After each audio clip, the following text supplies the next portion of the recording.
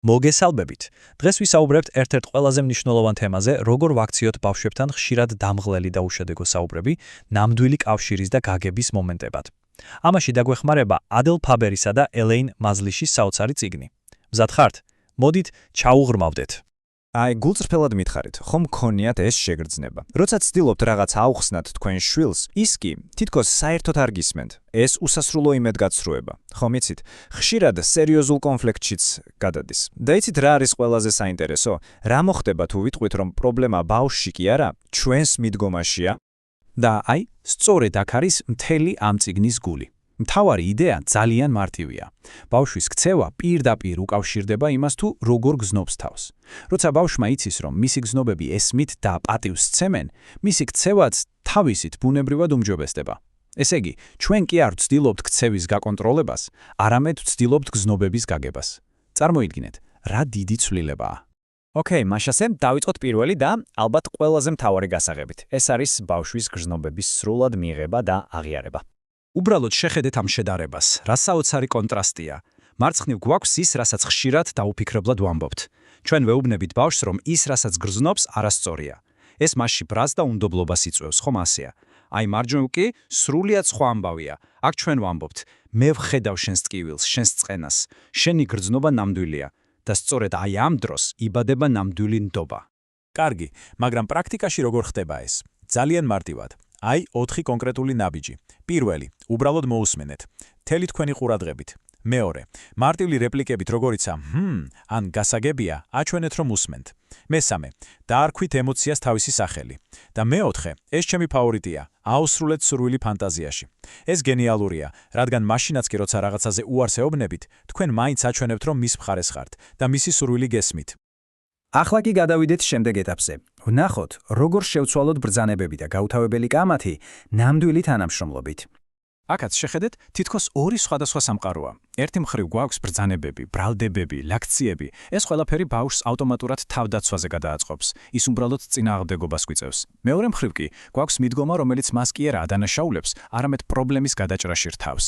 ეს უკვე გუნდური მუშაობაა. აი, უბრალოდ გენიალური მაგალითია. იმის ნაცვლად, რომ იყვიროთ რძე, მაცივარში შედგი, თქვენ უბრალოდ ამბობთ ფაქტს, თქვენ მას აწვდით ინფორმაციას და აძლევთ საშუალებას, რომ თვითონ მიიღოს სწორი გადაწყვეტილება. ამით თქვენ ეუბნებით, მე შენს ინტელექტს პატივს ვცემ და დამიჯერეთ ბავშვები ამას საოცრად გრძნობენ. ანაი ესეც.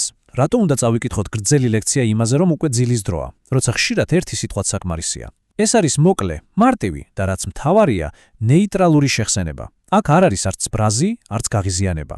შედეგიც შესაბამისია, ბევრად ნაკლები კამათი და ბევრად მეტი თანამშრომლობა. ახლა კი მოდით შევეხოთ ერთ-ერთ ყველაზე რთულ და მტკივნეულ თემას – დისციპლინას. წიგნი რევოლუციურ იდეას გვთავაზობს. მოდით დასჯას შევხედოთ არა როგორც შურისძიებას, არამედ როგორც სწავლის შესაძლებლობას. დაფიქრებულ ხართ, რას ასწავლის დასჯა რეალურად. აი, მთავარი პრობლემაც ესაა.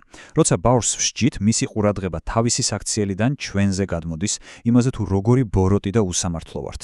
ის ფიქრობს შურის ძიძიებაზე და არა იმაზე თუ რა დააშავა. შედეგად პასუხისმგებლობას ის ნამდვილად ვერ სწავლობს. მაშ რა არის გამოსავალი? აი, რამდენიმე საოცრად ეფექტური ალტერნატივა. შესთავაზეთ არჩევანი ორ მისაღებ ვარიანტს შორის. მიეცით საშუალება, რომ საკუთარი ქმედების ბუნებრივი შედეგი იგრძნოს. ან, რაც ყველაზე კარგია, დასხედით და პრობლემა ერთად გადაჭრით. ეს მეთოდები ბავშვს პასუხისგებლობას ასწავლის ისე, რომ თქვენს ურთიერთობას არ აზიანებს, პირიქით, აძლიერებს. და ახლა მზად ხართ ერთი ცოტა არ იყოს შოკის მომგვრელი იდეისთვის, თურმე, ყველა შეკება სასარგებლო სულაც არ არის. მოდით ვნახოთ, როგორ უნდა შევაქოთ ბავშვი ისე, რომ გავაძლიეროთ და არა პირიქით. ყოჩახ, რა ჭკვიანი ხარ? შენ საუკეთესო ხარ. ხომ ნაცნობი ფრაზებია? ჩვენ ხომ ამას კარგი განზრახვით ვამბობთ, მაგრამ პრობლემა ისაა, რომ ეს არის შეფასება. ეს ქმნის მუდმივ წნეხს, რომ ყოველთვის იყო ჭკვიანი და სამწუხაროდ ბავშვს ხვის შეფასებაზე ხდის დამოკიდებულებულს. და აი ალტერნატივაც, აღწერილობითი შექება. იდეა ძალიან მარტივია. ნაცვლად იმისა, რომ შეაფასოთ, თქვენ უბრალოდ აღწერთ. აღწერთ იმას, რასაც ხედავთ. ეს ბავშვს თავად აძლევს შესაძლებლობას, რომ საკუთარ თავზე დადებითი დასკმა გააკეთოს. ძალა მის ხელში გადადის. აი, შეხედეთ ამ მაგალითს. გძნობთ განსხვავებას? აქ არ არის შეფასება, კარგია ან ცუდია. აქ არის კონკრეტული დაკვირვება და რაც მთავარია, მშობლის გულწრფელი ემოცია. ასეთი შექება ბავშვს ასწავლის, რომ მნიშვნელოვანია პროცესი, ძალისხმევა და ეს უყალიბებს მას შინაგან мотивაციას და ნამდვილ მყარ თვითშეფასებას. და ბოლოს, მოდით ეს ყველაფერი შევაჯამოთ.